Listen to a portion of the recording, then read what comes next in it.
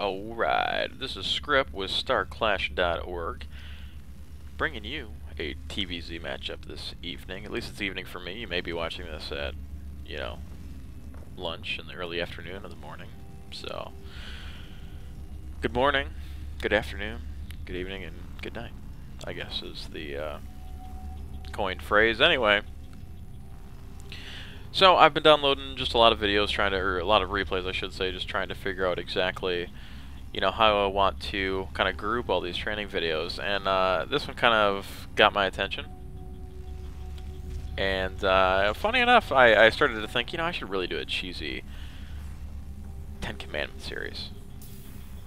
Maybe I will, maybe I won't. But in lieu of that, if I was to do such a thing, this one would be coined, Thou Shall Not Be an Ass.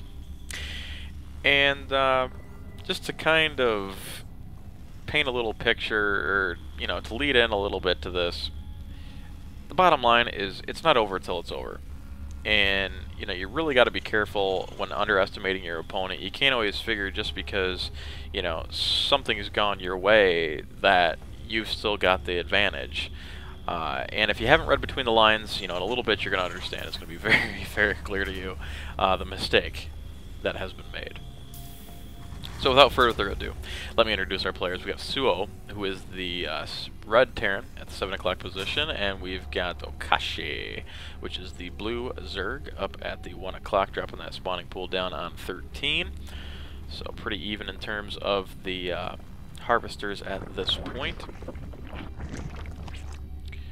Dropping down an early expansion, a very early expansion, considering how far away it is. So we're gonna, it's gonna be interesting to see exactly how he immobilizes on this and how he capitalizes on it. So just basically dropping down that barracks, getting basically his bio on. So we'll see how that plays out as well. This is one thing, I just gotta point out, this is one thing that I just absolutely love about Zerg. I'm a Protoss player.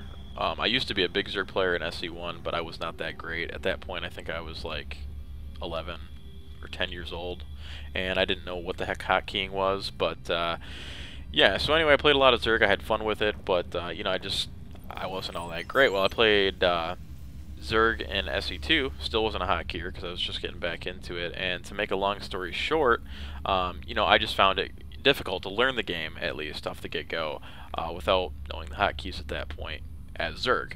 So I went Protoss, but slowly I'd love to migrate to them. I think they're just an interesting race, and I guess the whole point of this big old monologue here is their map coverage. It's absolutely insane. They've got so many units that they can just at their disposal cover the map. They know exactly what's going on if you're doing it right. Basically dropping down creep tumors, expanding that creep gives them great vision. It's an awesome tactic. Not only does it give you unit mobility, stuff like that, but it also gives you the vision. I've seen some great videos out there of some just incredible map control, which I will be posting up here pretty quick. Just really, really fun to watch. Anyway, back to it. Suo's going to drop up, or bring up, I should say, 2 Marauders to check out this base. Now, interestingly enough, you can see there's not much of a force here to really put any pressure on. So this is really going to give him some false information, not knowing, because he has not scouted the space down here. We'll see how this plays out. He's got, he's got some Zergling on the way. He's going to take out a few drones here, nothing big, but this Queen's going to come in and assist these Zergling in taking out these Marauders. Some good micro there, really making use of these guys, but they are just not going to be able to cut it. And, but they did what they were supposed to do. They got the scout on here. He knows what he thinks to know, what exactly is going on. He thinks he's just got that spawning pool down. Really hasn't even started to pump out units yet. Looking at the drone count, he's thinking, man, I've got this, cake in the fridge. Marauder's just going to chill. He's going to make sure that there's no natural expansion, which there is not, but there is an expansion indeed. Alright, and he is going to start to nibble away at these indestructible rocks to get a one-way ticket right into this, well, hopefully not a one-way ticket, but right to Suo's natural up here. So let's see what's going on in the Terran base. He's got that command center going down. He's going to make that expansion. You can also see that he is really not committed to much of an army at this point. He dropped those 2 Marauders off there. Must be figuring that he's doing pretty decent. Not a whole lot of units. coming out. And gonna drop down a factory. We're gonna see some Hellions or some Siege maybe. We'll see if he's transitioning over to Tech. And a Starport. So really, really diverse. I mean, you know, at this point we really don't know exactly what he's gonna do. He's got options for virtually everything. So that will make for some interesting play. Finally gets that expansion set down, and he's gonna start mining, dropping about half of his. Actually way more than half, pulling almost his entire mineral line to start mining over there. Just an FYI, one thing I like to do is basically queue up both of my command centers, or Nexi, I guess, to hotkey like 1, or like a lot of people do 4 or 5, like they did in this game, and just splitting my SEVs when I'm doing that mineral exchange, or that expansion exchange, if you will. So just my 2 cents, but then again, I'm not all that great, so maybe you don't want to listen to me. But anyway, I mean, this matchup is good, so don't leave me just yet.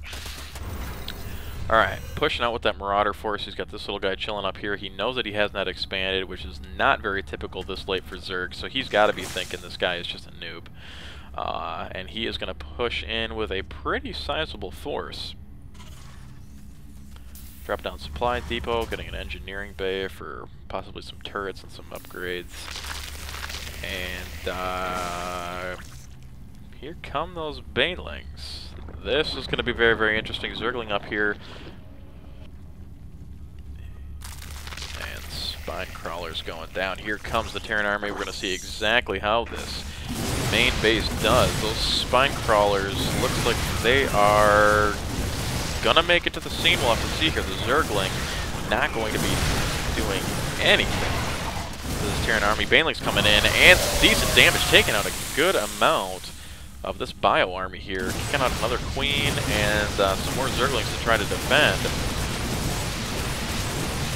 And this layer is going to go down. And here it is, the GG. He thinks it's over. Little does he know that he's got banelings rampaging in his base,